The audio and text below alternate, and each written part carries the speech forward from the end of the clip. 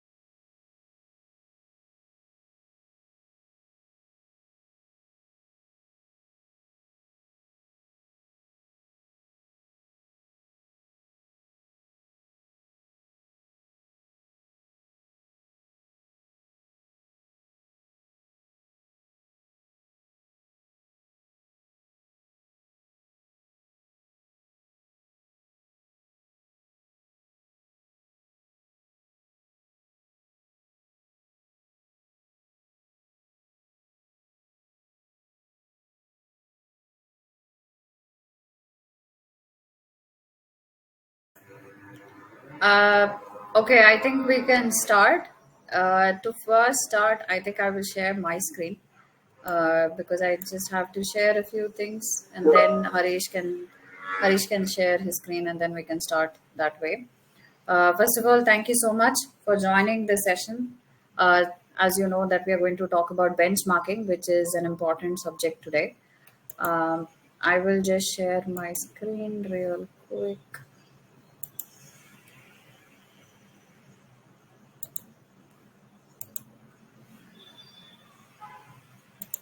All right. So, can everyone see my screen? Can you see my screen? Yes. All right. Thank you, Harish. So I'm just going to take a few minutes to talk about this event that we are having. It's called the Summer Sustainability Summit. It's happening on June 5th. It's an online global sustainability summit that we are having. We will have experts from all over the world talking about sustainability, what they are doing in sustainability. We will go into deep dive events. Also, there are lots of companies that are also collaborating with us in this event. We have Autodesk, Sangobas, Schneider Electric, CBRE.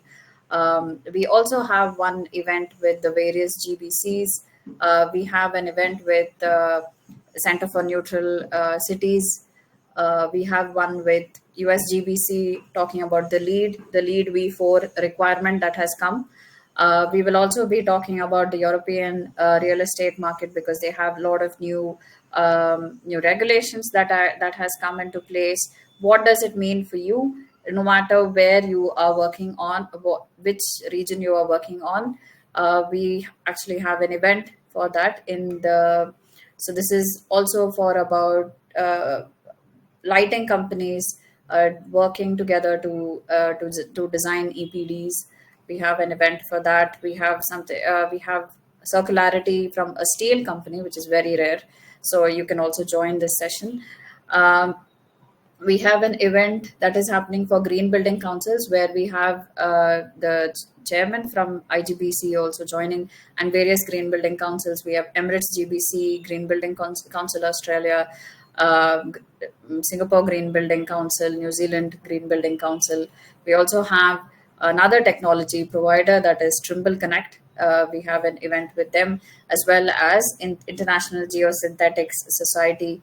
We have an event with them. Very inspiring talks, very important discussion to understand what is happening in your industry, and to these are major players to understand what how the industry is going forward.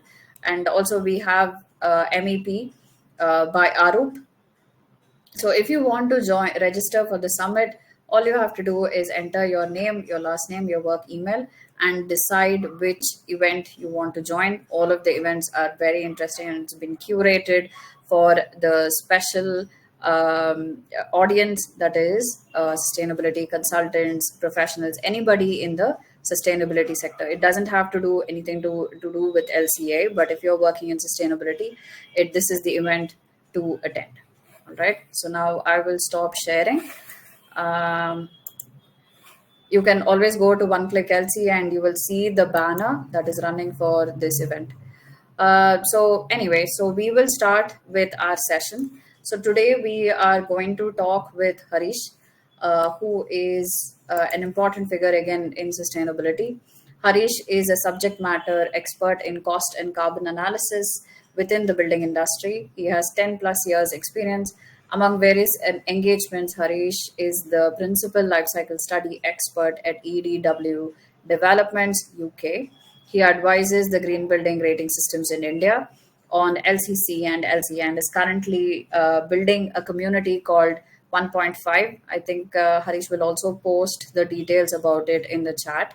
To keep to his 1.5 is basically a space that he's creating in India for new age climate leaders to emerge and lead. He's a great mentor. You should join the community. Harish's writings have been tabled at COP28. He has been part of the 2041 Climate Force Antarctica crew. He has also been named among the top 25 leading minds in sustainability by Economic Times. He's the alumna of NIT Silchar, University of Manchester, University of Cambridge. He has the distinction of receiving the Ratan Tata Trust grant in India and the Hammond Trust grant in UK. So now I will ask Harish to take over. Thank you, Harish, for making the time, first of all, to join, and to everyone who has also taken time out from their valuable schedules and joined this event. I hope this is useful for you. If you have any questions, please put it in the chat. We will also have some polls running in case you want to have a customized demo for your session for yourself from One Click LCA. Please say yes. All right, that's about it from me. Over to you, Harish. Thank you. Thanks, Natasha. I think I'll switch on my camera. Hi. So I hope I'm audible and visible. Yes, you are. Yes, you are. Okay. Okay. Hi, everyone. So I think we don't have as much time as I would like to keep discussing on this. So the idea is that to give you a sense of the pattern in data that exists within the building industry before we kind of jump into things like benchmarking. Because I think once you get a snapshot of how the building industry looks like from a carbon point of view, you probably will begin to understand how benchmarks are done or how it can be done.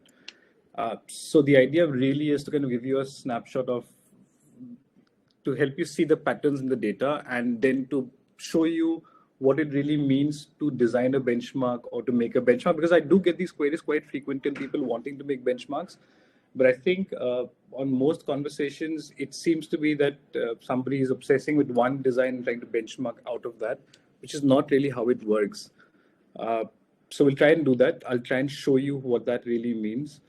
This conversation can go on for like 3 days and we can keep building on top of it. But I just want to give you like an insight into what that really means. I'll share my screen. I do have a little slide prepared for you, but I'm happy to take questions at any point. We don't really have to leave it until the end, though we want to do questions at the end, but I'm happy to take them as they come to you. Let me share my screen.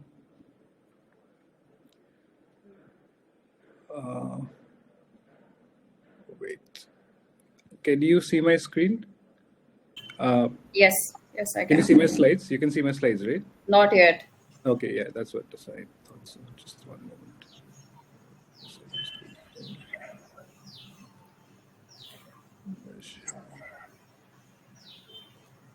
Okay. Can you see my slides now? Yes, yes, we can. Okay, great. Okay, so before we go into the slides, I just want to show you a real-world example of what this conversation looks like. This is from an email I sent out just minutes before this meeting, actually. So just so that you know how it looks like at the other end of the conversation, right? So this is a scheme that we're working on right now. And if you see what's happened here is, just to give you a sense of it, it's basically a massive warehouse. And what's happened here is this is what you're really falling for. Right? This is what I want you to look at. So if you see the design has evolved with every stage as the design is maturing. And what we're trying to do is we're trying to do LCAs at every stage, trying to see where the number lies. And this is the benchmark that we're playing around with, right? If you see this project right from the get-go, we have been below the benchmark, but we've really been trying to push it further and further to see how good the design can get from a carbon point of view, right? And the last two scenarios, which is this morning, basically, the yellow ones are the definition of that is coming from what you see here, which is basically we've done two scenarios. One where the structural steel, it's a massive structural steel dependent design, is coming from what we call the EAF, electric arc furnace, which is not the traditional steel that you see. And then there's another scenario where you have 65% EAF of the entire steel stock that is coming into the building. We're using reinforcement steels, which are at 97%, concrete in the substructure at 30%. There's no GGBS or cement supplement for the concrete in the superstructure, and I've added 10% contingency so that I have enough room to see what happens as the design evolves, right? So this is how this is me telling the other person that this is where things are. What else can we do? What else can we play around with? So what I want to really get down to is that the benchmark helps you understand. So without the benchmark, it would have been difficult to put a sense to what these numbers mean. In the sense that, are they good numbers or they're bad numbers? We don't quite know that unless we have some sort of benchmark to play around with, right? So that is the whole sense of what it is. We're also putting some cost to it, because if you really, if this design wants to call itself net zero, then they might have to go to the carbon credit market and buy. So that's a whole different thing that I will not concentrate on today. But the idea is that this gives you a sense of where your designs are. So I know for a fact, because of the benchmark, that I think from a benchmark point of view, we're doing really well. But that should not stop us from wanting to drive this further. So I think we're just keep going at it. And the fact that these kind of calculations go hand in hand between the LCA person, whoever is doing it, and the design team. It can't be one, like it has to be both parties coming together and doing it in that sense, right? Now let me kind of pull you up on the slides. Okay, so just to keep this going. Okay, so I think the way I want to do this is to gradually build up the conversation, considering the time span that we have. Just give you a sense of why are we even talking about benchmarks. Most of you who are on this webinar probably already know it, but it's a good way to just look back and just take a 5 minute just to make sense of why we're doing all this benchmark and this workshop and everything of that sort. I want to show you how the carbon of a building spreads out between the various elements of the building. When I say elements, I mean the substructure, the finishes, the services, because what that does is that helps you understand which part of the building to focus on more as you try to reduce the carbon footprint, right? If you are a rating system, then it helps you understand which part of the building you need to emphasize more on. If you are somebody on the other side trying to reduce your carbon footprint, you might have about 15 different ways in which you can reduce the carbon on your building, but it's worth spending more time on the first priority on the items that can give you the biggest wins. So it just kind of helps you in that sense. I just wanted to plug how the fit out scenario is different from a construction scenario, because the story will slightly change in terms of where you want to prioritize and where the biggest carbons are sitting. Then I will show you, once we've established that, like how the carbon is basically spread out between the different parts of the building. What I want to do is I want to show you one case study, which is the GLA case study that we saw. So GLA basically has this thing where, as you ask for planning permission for your building design to be constructed, you are expected to submit an LCA, a whole building LCA effectively, where you have to try and beat their benchmark to get the permission to go ahead and build it. So it's a good way of understanding how these benchmarks operate at municipality levels and things like that. And this, it doesn't stop you from taking this into your own, say, if you're a corporate with, say, 20 buildings in your portfolio, you could extend the idea to that as well. If you are a consultant who works on many projects across a given location, you could internally use something like this for yourself, just to see where your different designs sit. The case studies are basically endless. You can use it however you want to use it, but I want to give you a sense of how these benchmarks look like and they feel. And the last one is, there are a lot of pointers if you ever decide to go ahead and design a benchmark for yourself. What are the things that you need to keep in mind as you try and do that? Because I think it's going to be useful to get a complete snapshot of what that story looks like. Because the benchmark is not really one building and you've just done the LC and you've decided that is the benchmark for all the buildings that will exist from here on, for all the locations and things like that. So I just want to capture that a bit. So going back, or maybe just to the start of the story, why even bother? Just a 5 minutes on it. I think the reason we're doing this, all of this carbon calculation, and the emphasis that's come to it is because of the Paris Agreement, right? And this ambition of net zero carbon, net zero greenhouse gas emissions, to be fair, right? And that is happening at the back of this whole thing around global warming, right? So if you look at the graph that I have right now, you can see 1850 is basically when the first instruments came into being that can measure temperature, and we've seen that there's been a consistent increase in the global average temperature, surface temperature, and this is basically what brought the whole world together, saying that we can't let this happen and what can we do about it. Ultimately, some 25 years of negotiations will lead you to Paris Agreement 2015. And then they agree on the fact that by 2050, we need to, by mid-century, effectively, if you read into the contract, by mid-century, we need to find the state of net zero, which is, and only in that situation would we be in a position to restrict the warming, which you see is now at about 1.15. The aim is to cap the increase in temperature to 1.5 degrees. 2 degrees, but ideally at 1.5 degrees. And that is what this conversation is all about. And if you dig deeper as to why the warming is happening, you begin to realize it has a lot to do with the greenhouse gases that are in the atmosphere. These graphs I've pulled out, which kind of shows you the concentration of carbon dioxide in our atmosphere, going back as far back as 10,000 BC. And you'll see that the concentration of carbon dioxide in the atmosphere has shot up since the industrial revolution, about 1750, 1780, right? And it's just getting worse with every year. What happens is, as there is more and more carbon dioxide in the atmosphere and other greenhouse gases, methane and nitrous oxide, the extent of the greenhouse gas effect that we have begins to enhance. As a result of which, the greater the amount of sun that enters the Earth's atmosphere is trapped within the atmosphere of the Earth. As a result, the warming begins to kick in.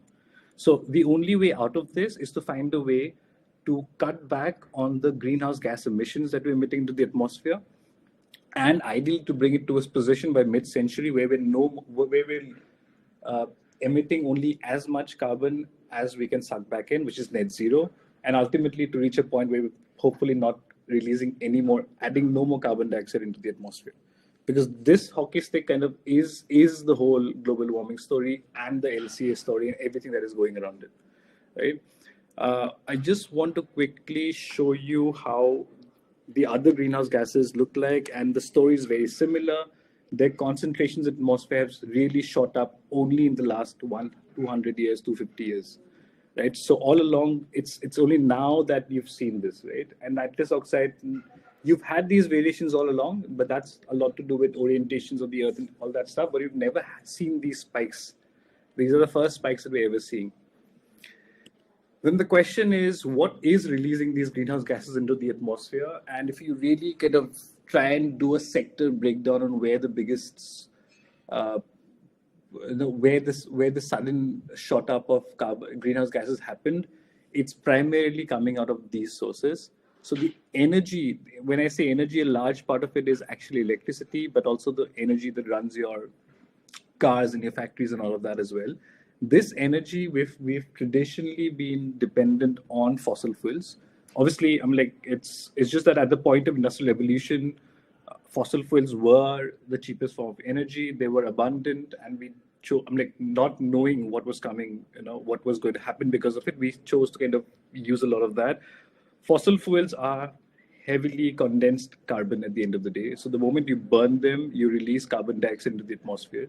We've been releasing this carbon dioxide and other greenhouse gases for as much as 250 years, which is all accumulated now, which has created this blanket that traps more sun, that traps more heat, and then results in all the global warming and then everything else that follows from it.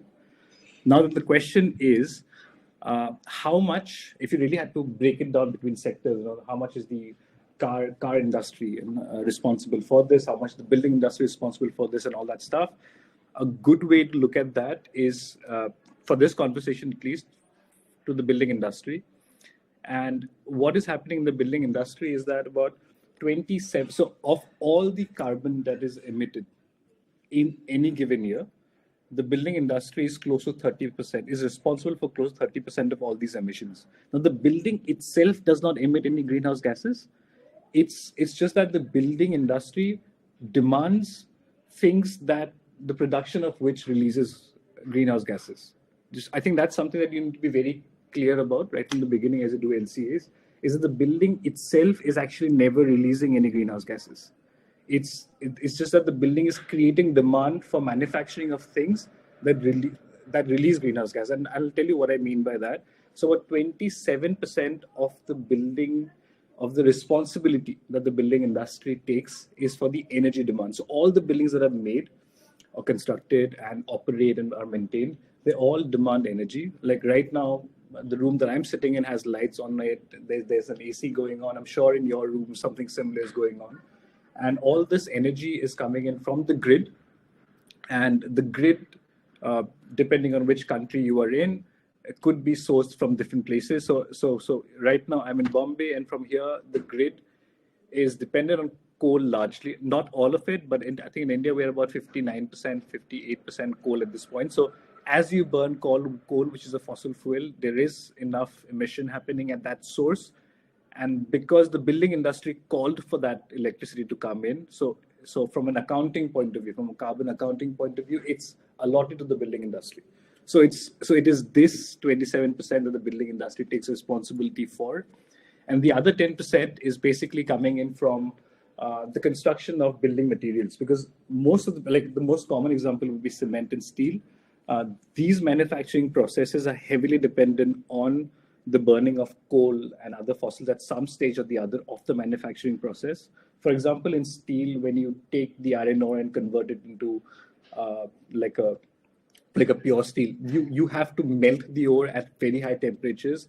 And we still, I'm like most of the traditional manufacturing processes still dependent on burning large quantities of coal to be able to hit those temperatures where the iron ore basically converts, melts and converts into something else, and then they add chemicals to it. So most of our processes, because they started off in the industrial revolution, and because these fossil fuels have remained cheap, those methods of production have remained more or less the same, right? Which is now beginning to change, obviously, but it's just that it's come a little too late, and we've already released enough greenhouse gases into the atmosphere.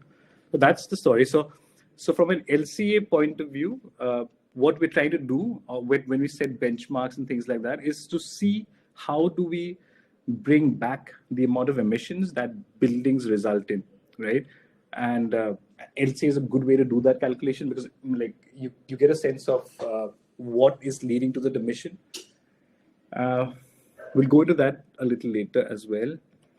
Now, within the building industry, there is a common language around uh, or around grouping the emissions that are happening, right? Again, to remind you, these emissions are not happening because of the building itself. It's just because the source of the energy or something else that plugs that demand for that emission, right?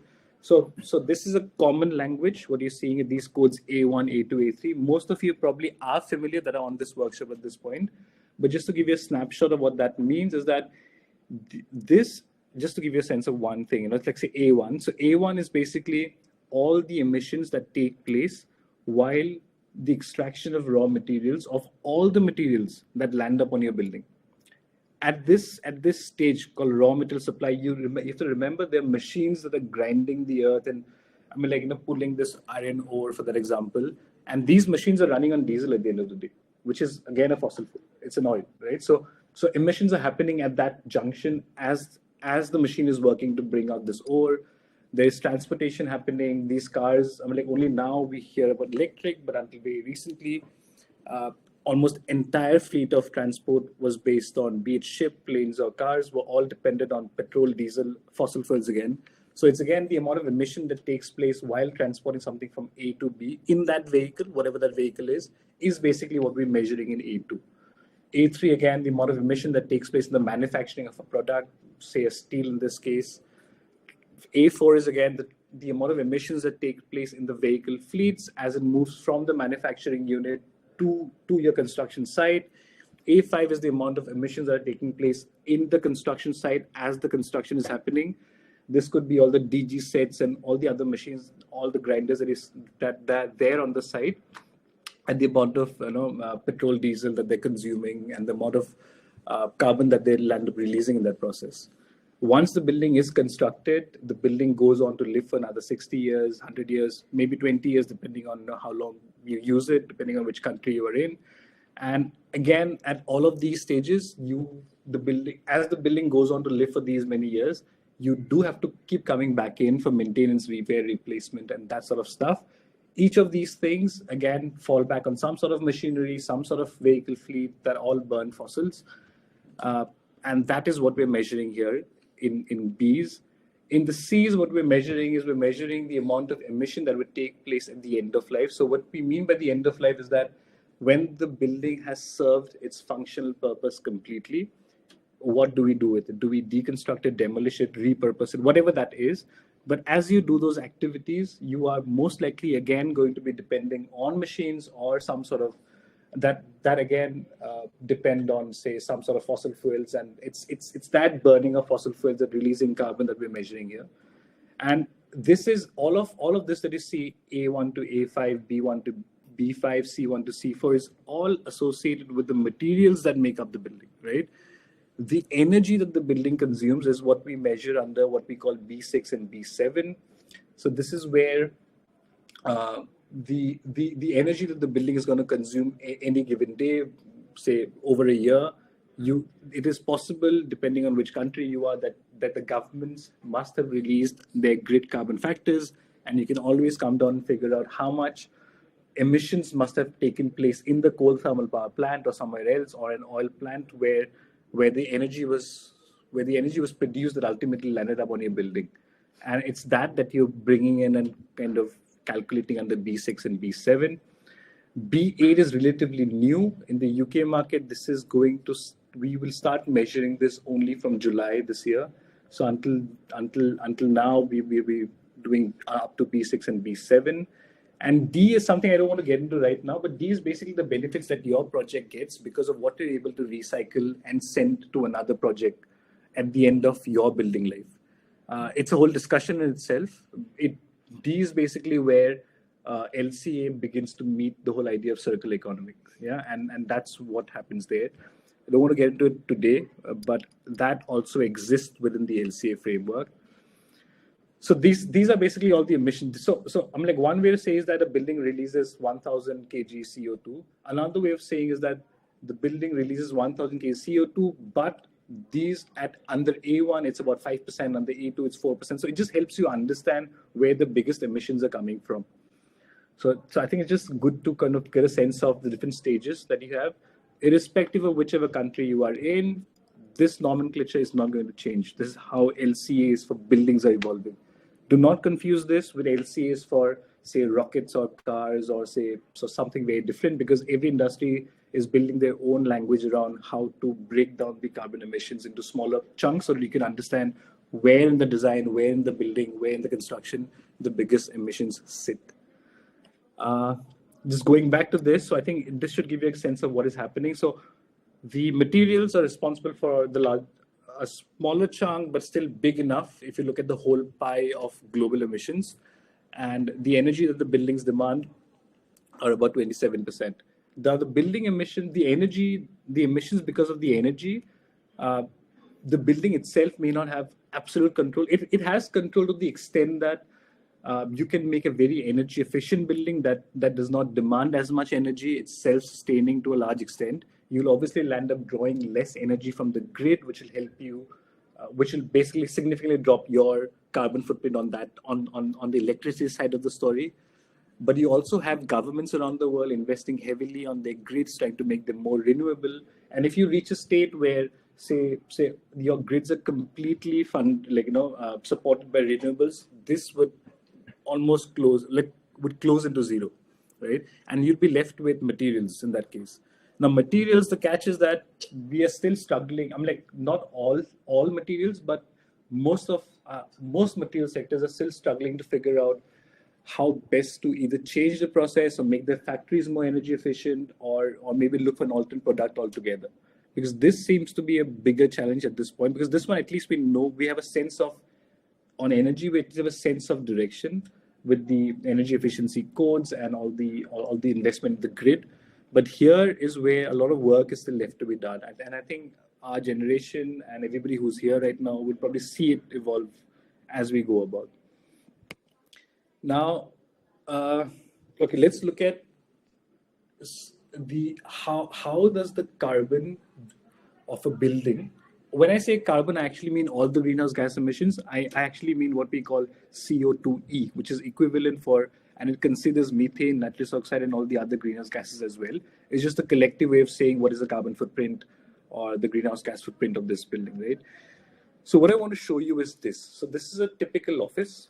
right? And we've done a bunch of studies over the last 8, 9 years now, and I can kind of tell you that this is how it roughly looks like. It's obviously not going to be same for every office building that comes in, but roughly this is how the carbon is split between different elements of an office building, right? So what you see here, I actually wanted to do a poll, but I think we will run out of time, which is why I don't want to do it. I'll just say it instead.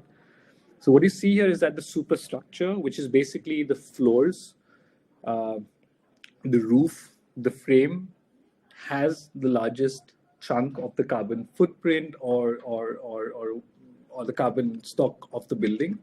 That's happening. And just to let you know that this is what I'm showing you right now has nothing to do with B6, which is the electricity, the energy that the buildings consume.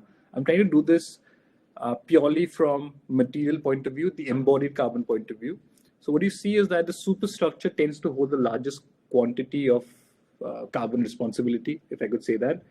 And and this is for whole life. This is a 60-year study on an office building. So this is not at the point of construction. This is basically a building that has been constructed and has gone on to live for 60 years, a 60-year study basically. So on a 60-year study plan, what happens is the superstructure seems to have the largest carbon intake, closely followed by the services. Now the services, this happens to the services not because the upfront carbon, which is the amount of emissions that are happening as you're manufacturing the different elements of the services that are coming into your building, but this is basically happening because every 15 to 18 years, you're probably upgrading your services, replacing, refurbishing your services. And that begins to kick in when you do a 60-year study or an 80-year study or things like that, which is why on a whole life scales, you begin to see this, a 21%. The facade is basically the other one which is the envelope of the building, which is basically the external wall. That carries a lot of carbon on it as well, followed by internal finishes, which is again, internal finishes again, if you just look at upfront carbon, which is the amount of emissions that must have taken place in manufacturing of all these materials that become your finishes, it's a very small number. But when you do a 60-year study, we begin to factor in the amount of replacements that are going to happen every 15, 18 years or maybe 20 years. And that begins to kick in on a 60-year scale. So that you see. And substructure is another one. External works, finishes, which is basically the tables, chairs, don't make such a big portion of the final studies. Now, I often get, I've often interacted actually with, on the other side with queries around great obsessions around tables and chairs and trying to reduce the carbon footprint, which is a great thing to do, but just that on the big picture, you're better off focusing on something else, maybe the upper floors or the substructure and things like that. Now, to explain what you're seeing here, what happens is that the services and the internal finishes, like I said, don't actually have a very high upfront carbon, but it's because of the repetition and the refurbishment that it begins to kick in. Likewise, the superstructure and the substructure tend to have these high numbers because it's heavily dependent on concrete and steel, which are two of the biggest carbon intense items. So if I had an office building that was all timber, then that superstructure probably would drop drastically. Which is that on an average scenario, you probably have a concrete frame or maybe a steel frame or something of that sort, which is why those numbers stay the way they are. Now, if I was to show you, so this is just for the office, but what I want to tell you, show you or help you understand is that this is not then true for all assets as well. Now, if I go to residential, the story slightly changes, right? And I want you to kind of acknowledge this, that you can't have one kind of building and then draw numbers from it and then expect it to be same across different asset classes as well. So it does change depending on what kind of building that you're working on, the nature of the building and the function that it's serving. I want to show you two more examples. One is retail and one is schools and universities. You'd see again that there is a sense of play that is happening. It's not, I could not have used the office as a way of imagining what a university would look like. But a university looks slightly different in that case, right? And this is again because of the choice of materials that are happening and the nature. So if you were ever to design benchmarks for yourself or just to imagine, I would recommend that you don't look at it as one building without thinking about the asset class or the function that the building is performing, because they'll all have slightly different takes on what is happening, right? Uh, I hope I've been able to give you a sense of the spread. So there is no one thumb rule around it, but what you're seeing here is pretty average for offices, for residentials, for retails, and for schools, universities, schools, academic centers, basically. Now the question then is, what happens if you try and look into a scenario where you have an existing building, but you just are in it for fit outs or you're just refurbishing it, right? So this what you have on the left hand side is basically a new construction, which I've just showed you some time back, and what you have on the right hand side is basically how a fit out only project or a refurb only project would look like for the same average design in that sense. So here, suddenly what happens is when you look at fit outs and refurbishments, your finishes and your services were anyways dominating the story. So now that you have left out everything else, services begin to dominate the story wholesome, followed by finishes. So if you're on a fit out project and you have a high carbon number, you want to begin reducing it, the first place you go to solve is actually the services, and not spend too much time on the finishes, like the furnitures and the equipments there. It's just a good use of time, because you're also dealing with project deadlines and the construction timelines and things like that. It's just a good way to prioritize where you want to go first and solve before you go further into something else. Nothing stops you from touching all of them and trying to reduce all of them, but you're looking for the biggest gains that you can get in an amount of time. The story remains true for residentials. It remains true for retail as well. Service is the first place you go and solve, followed by finishes. Finishes is basically ceilings, floors, walls, and then you try and go into the furnitures and the equipments that are inside the building. No different again for schools and universities. Same story, right?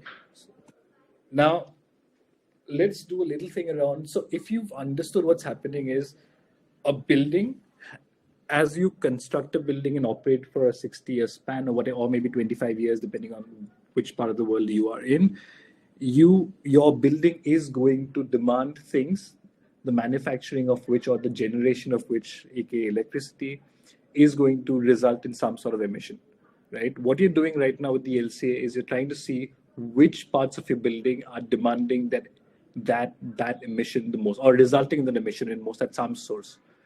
You've come to realize that it's not equal in all parts of the building. Some parts of the building demand, like make the emission take place far greater than the other. If it's a new construction, the superstructure, which is the frame, the floors, tend to do it far more than, say, the finishes inside the building. If it's a refurb, then obviously the demand shifts to something like services. And with all of that, the idea then is that if I was to imagine a benchmark, how do I even do a benchmark for all these different asset classes that exist, the different kind of designs that exist? A good way to do that, I think, is GLA in that sense. And what they've done is basically they have defined different benchmarks for different asset classes. They did not, the idea has never been to kind of come up with one benchmark for all of the building industry in the city of London, let's say, for that example. So what you're seeing right now are actually the benchmarks that we are expected to beat in a way to get the permission to go ahead and build the building. So if it's a retail, the expectation is that our carbon footprint is going to be 1050 kg CO2e per square meter, GIFA, GIA, depending on how you look at it. And they're all defined differently. So the idea is that you do look at it from an asset class point of view, and not just purely a building as an objective, like without thinking about the functions that exist. Now, if there was a hospital that was to be done, it would not fall under any of these categories, and we'd have to define a new benchmark there, which GLA hasn't come up with yet, but I'm sure they're working on it, and that is probably not far away as well. Now, this is all A to C, which means that this 1050 for retail is basically all the emissions that are taking place from the extraction of raw materials that make up the building to all the way up to the end, the end of 60 years, when the building finally reaches a state where it's unable to perform its function anymore and it needs to be demolished or repurposed. So in all of that 60 years, A to C, this is the total amount of carbon that we cannot overshoot if we are expected to do this building permission thing, right? The thing to watch out for here is to understand how much of this A2C emissions are actually coming from upfront carbon, which is basically the carbon emissions that have taken place at the moment the building has been completely constructed and has not gone into operation yet. So this is like the finished building. This is like year zero of from an LCA point of view. When the construction is complete, the building has not gone into operation.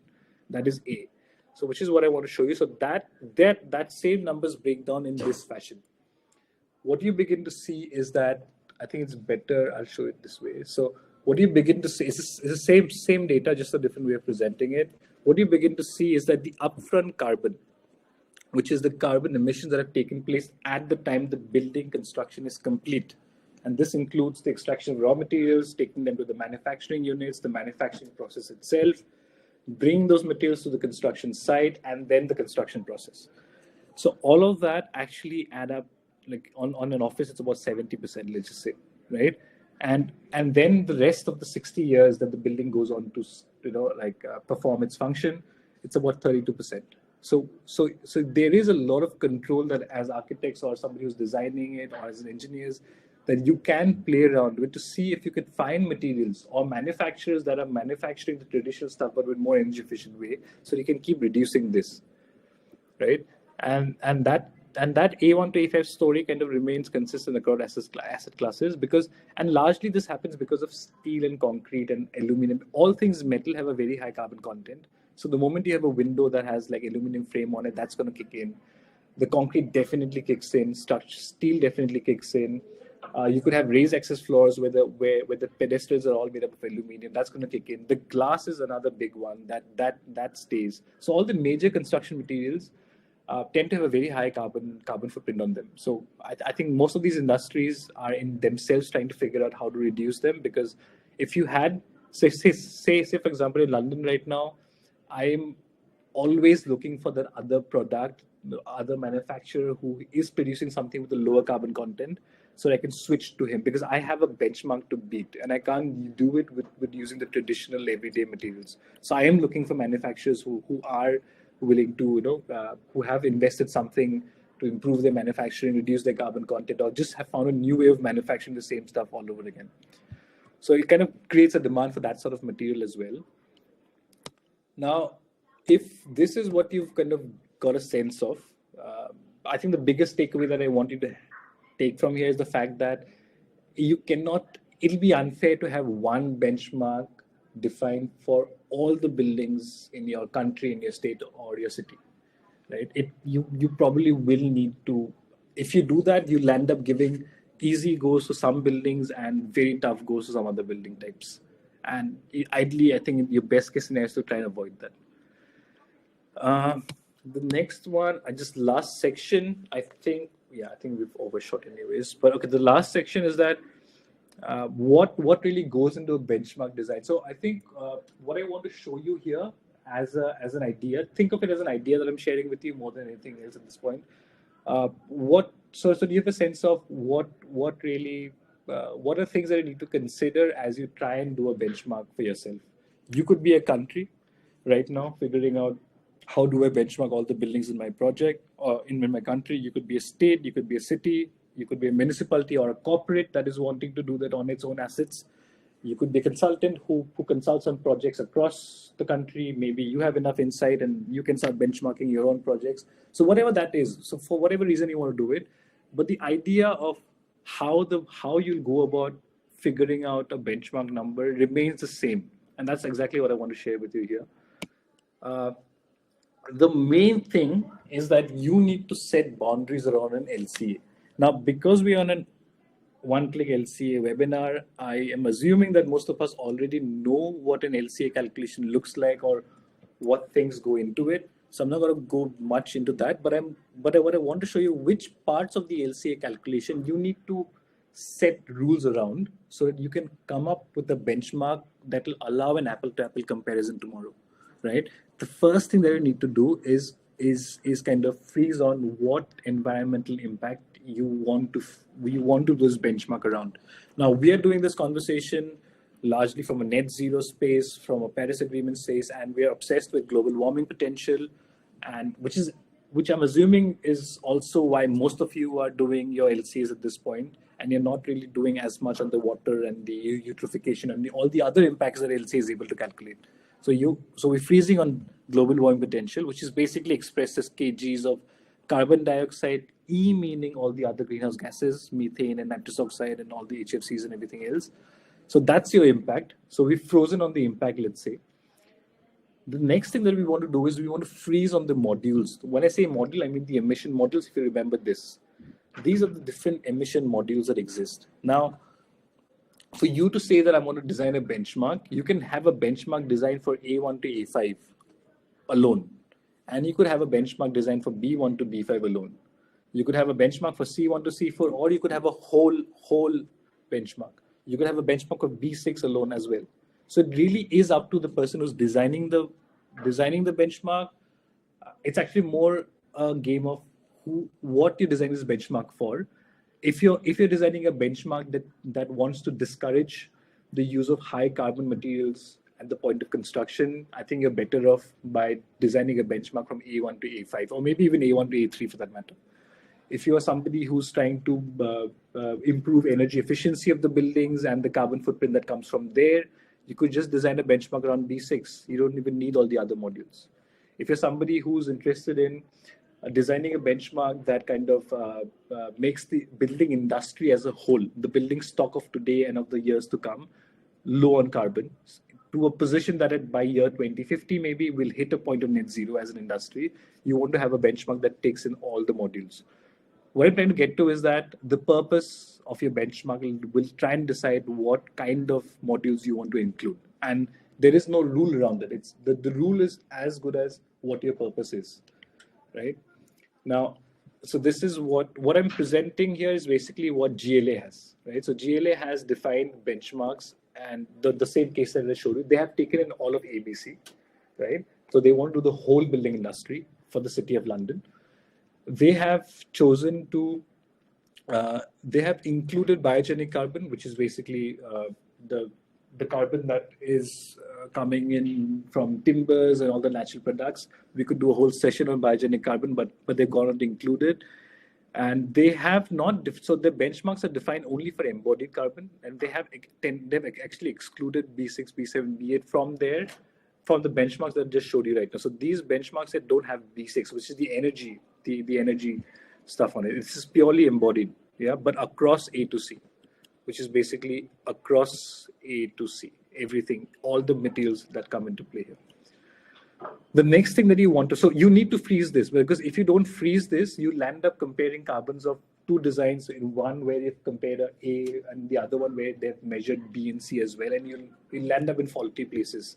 And that's more obvious to gather, but if you land up in places where somebody's taken A1 to A3 and a different design, somebody's taken A1 to A3 and just A4, you'll still not be land up comparing apple to apple, and your benchmarks would fail.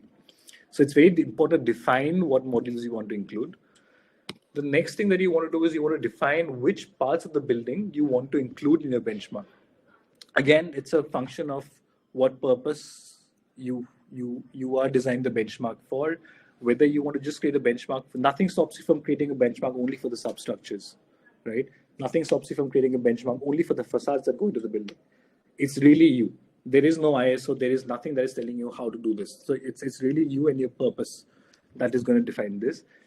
GLA basically goes on to include the entire building because it really wants to capture the entire building industry in that city.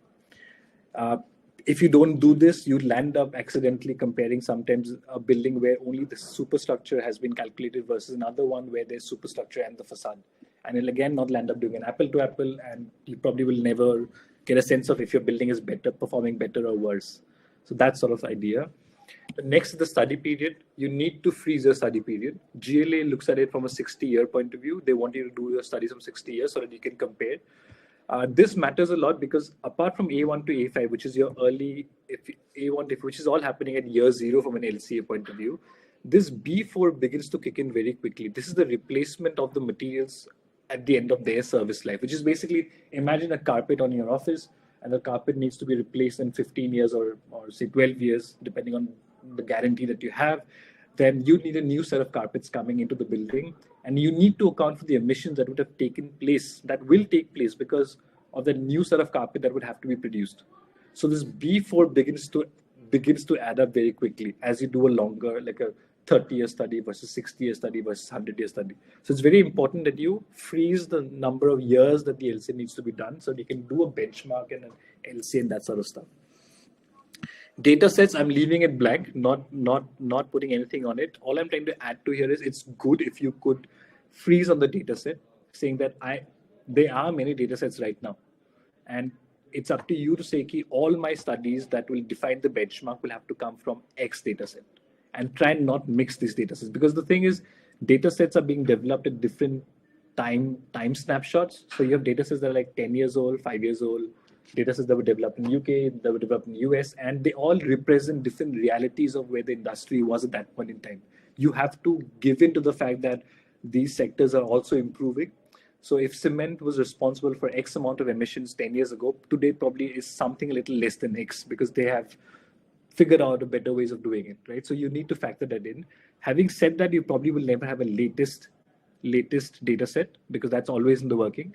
But it's good to have one freeze yourself saying that all my benchmarks and all my future projects that I'm going to work on to kind of compare my future buildings to the benchmark should ideally come from the same data set or around the same data set, something of that sort. You need to give a thought to that as well. And the final thing that you need to think about is a functional unit. Is that after I've done all of that, how do I express my benchmark? Because say in a school, nothing stops you from saying that the benchmark is going to be X per student desk, right? Nothing stops you in a hospital from saying that my benchmark is going to be X carbon per bed on the hospital.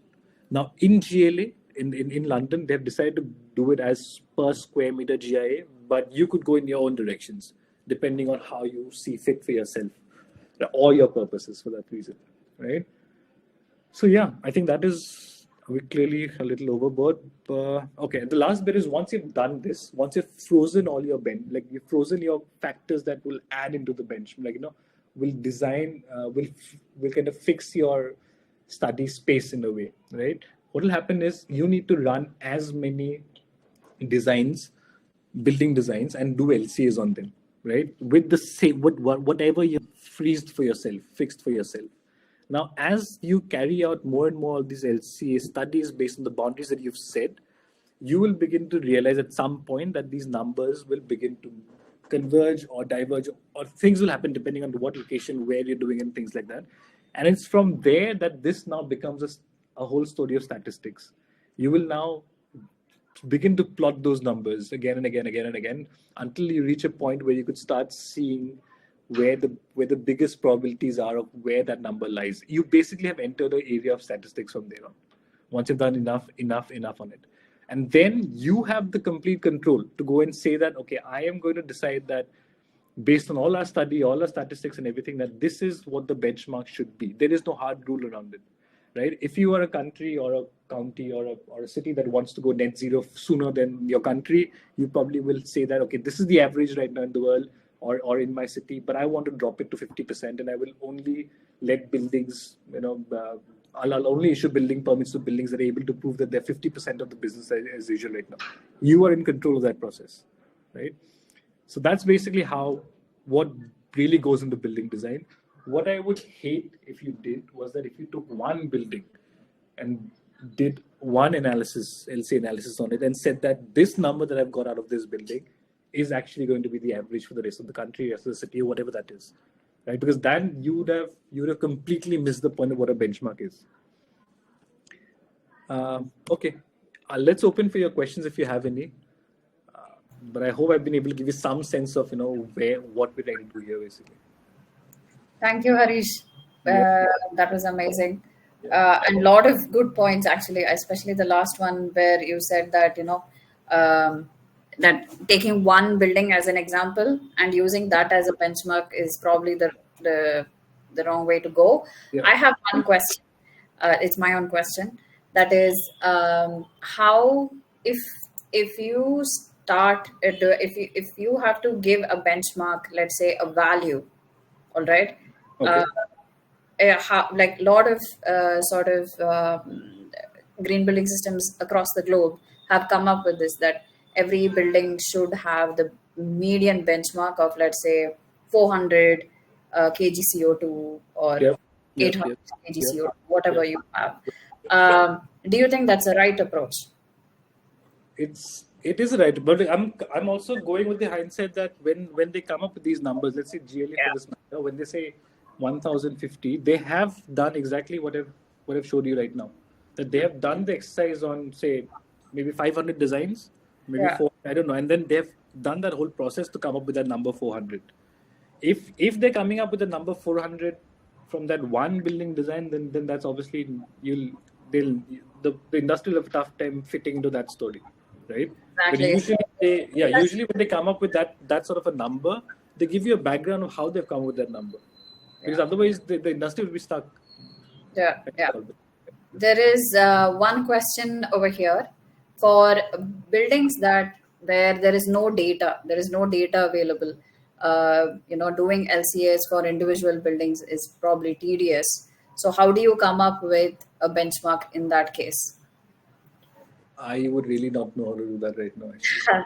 If you have That, no data, there is no LCA in a way, yeah, exactly. and that's really the real struggle with LCAs, to be fair, right? Because we're beginning to do LCAs now, like so the last four, I'm like more actively now in the last 4 or 5 years, Yep, and for all the projects before that, we've probably missed the data in many ways. Like yeah, yeah, you probably have a project manager that has the data, but you've yeah, missed the data. So I think it's very important that from here on, depending on obviously which country you are in, we try and make sure that we find a way of capturing this data as much as you can. But having said that, LCAs are mathematical models at the end of the day, yep, right?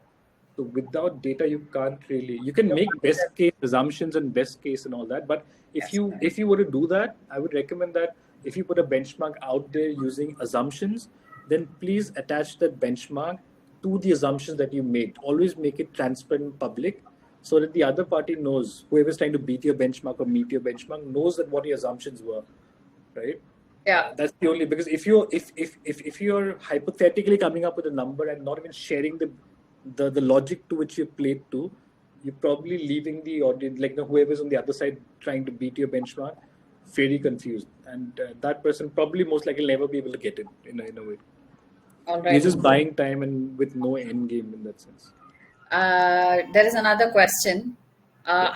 In your experience, how easy or difficult is it to beat these benchmarks? Do you feel these are stringent Yeah. enough Yeah. to Yeah. Yeah. encourage Yeah. Yeah. phasing out inefficient materials and Yeah. technology? I think beating the benchmarks have not been extremely difficult, especially I'm going to speak from the UK market point of view. I think what's happened in the UK market particularly is that the benchmarks are quite out and clear and loud, and manufacturers in real time began to switch. So say 2 years ago it was a little tough. Today you have enough alternate manufacturers, or old manufacturers have begun to produce in a new way, and with those numbers you can now begin with those new cement or that new steel or that new glass, you can now begin to beat it. And I'm only expecting it to get better from here. But I also know for a fact that what's going to happen is GLA is most likely will revise the benchmark. They will push it further down, right? And it's the simple thing around the guys who design the benchmark will obviously try and keep the industry into the loop where they cannot beat the benchmark, so that there's enough pressure in the market to move in a particular direction, right? So it's going to be a play back and forth. Compared to 3 years ago, today it's comparatively easier because these alternates now exist. Again, it's a function of which market you are in. In India, probably we don't have a benchmark right now. That's the main story, right? And even if we have a benchmark, I think that benchmark would probably consider how the biggest steel and the glass manufacturer producing steel today, and then maybe a 10% discount on it, right? That sort of stuff. And then time will tell, if these manufacturers begin to move, because as an architect or designer, you are left with making a choice of how much material to use, because how the material is manufactured is not really in your hand unless a benchmark comes in and you have enough leverage to go back to the manufacturer and talk about saying that, see, I cannot use your product because it doesn't help me beat the benchmark in that sense. So you're left with, can I optimize the slab thickness and that sort of stuff, which is perfect, but the benchmarks basically help you push manufacturers also, apart from you trying to make your design as material efficient, as energy efficient as possible. Okay. There is one more question. Do you think that benchmarks will be established that will clearly define which modules to include, which elements to count, and for what period for the entire EU, for example? Where can one obtain the benchmarks? I noticed there are significant discrepancies referring to DTNB benchmark based on 50 projects, where the phases A1 to A3, B4 to B6, C, D includes energy. Buildings on an average show 470 kg CO2 per meter square, while in the same range, the requirements for Denmark expect at least 600 to 700 kg CO2. Yeah.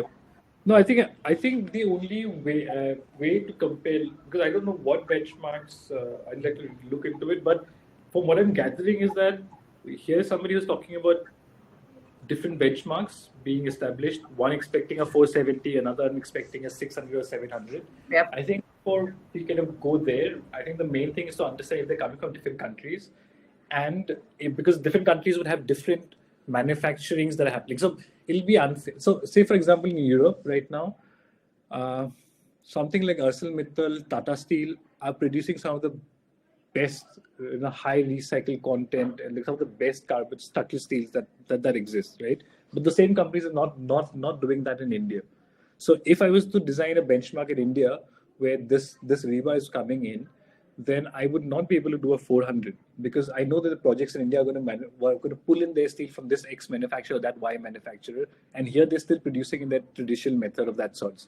So it'll be unfair for me to kind of expect a Belgium or Netherlands benchmark to work in India, right? Whereas uh, just as an example, but the ArcelorMittal has an amazing facility in Luxembourg where they're producing some of the best. When it comes to recycled steel content, it's as close as 90%, 99% at this point. So that steel, when it comes to the project, it's almost negligible carbon on it, which is like a large chunk of the carbon gone the moment you procure that steel, right? But I don't expect a project in India to go and procure that right now. So Yep. the benchmark would be different depending on which location you are in and what kind of manufacturing you're surrounded by. A project in the Middle East would land up procuring materials from all around the world because that's usually how it works. And then if they land up procuring steel from Luxembourg or from India, will make a big difference on how their building carbon numbers will ultimately look like, or where the cement is coming from, and all that stuff. So you really need to think of it from a location specific point of view. Um, I think that's the only way to. You can't if you were to compare benchmark like buildings, the carbon emission of building will not be one number pan world. It'll be unless we've all hit the same technology across the world of how we're manufacturing our materials.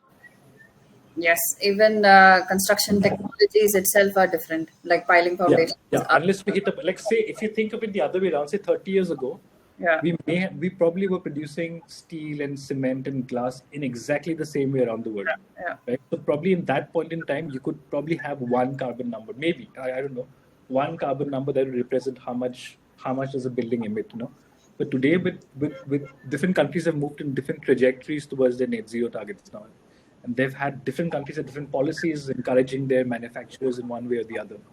So today there's big divergence in how different countries are, manufacturing their stuff. So I think today you can't really have one number. You can have an average number, obviously, but I don't think that'll be a representation of anything in that sense. Another question is it better to do an LCA and benchmarking for building elements rather than doing for different life cycle stages? I think that's a function of the purpose. If you are a country wanting to reduce upfront carbon, I think A1 to A5. If you are a corporate trying to do it on your entire building stock because you have to do it on an ESG reporting and this and that, you might as well go for the entire ABC. So it really is a function of why you want to do the benchmarking. Like benchmarking for benchmarking's sake will not work. I think you really have to have a purpose behind it, which is going to answer which modules to take it. If you're a corporate with ESG saying that I'm making a lot of effort to reduce my upfront carbon, then A to A5 is where you'll try and focus. But if you're a corporate trying to do an ESG, trying to say that I'm trying to reduce my in operation carbon and things like that, then you probably want to take B6 as well. So it really is a function of what you're doing this benchmarking for. Yeah. And what are some of the ways to offset embodied carbon apart from incorporating renewable energy sources, tree plantation, in your opinion? So, right, I think we're really limited in that sense. So the first thing to do, if you're an engineer, an architect, a designer, the first thing that you're doing is you're really playing with your design, right? You're trying to make it as material, like things as simple as, can I like an optimizer slab thickness? Because if I have greater slab thickness, there's greater concrete and all of that stuff. So that is the first place to go to, right? And then the second place to go to is, once you've kind of optimized a design to the extent possible on seeing that optimal quantity of material, basically, right? Because lesser the material at the end of the day, the lesser the carbon footprint. That's the reality of the situation. Once you've done that, the next place to go and do is try to find, like, if you're also doing energy, then try and make your building as energy efficient as possible. Play with passive design, active design, on all, and the entire gamut, basically. Once you've done that, you'll probably still be left with some energy demand, or some, which you'll try and offset with some renewable, maybe a PV, or maybe a ground source heat pump, and all the lighting controls and all that stuff. You've brought back B6 further, your building carbon has dropped further, and you're still left with something else, right? You're still left with some number there. I think that you will, in today's time, you're going to offset that from a carbon market, because you really have no other option in that sense, right? And in the carbon market, you're free to go, and there are many projects out there that you could. But I think if you go to the carbon market to kind of offset something, just be sure that you're buying carbon credits from a legit, verified source, because there's also a lot of double counting that's happening on the carbon market. Carbon market needs its own regulation, so I think that's a whole different story altogether.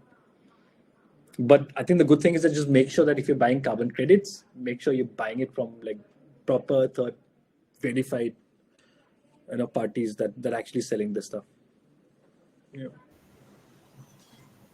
All right. That's the end of the questions, Harish. Yeah. You want to know how they can connect with you? Yeah, I think, okay, so one thing is, I would like it if you took a snapshot of what this was. I have my email ID. You can connect with me on LinkedIn. I would also like it if you could. I'm sharing a form. It'll I be. can share it. You I'll can share it. Sorry, I'm gonna share a form. It'll be nice if some of you could fill it up. It's just a good way for me to keep in touch, or for me to find you again, at some point, or for you to find me again. Yeah. I'm going to leave my screen on this again.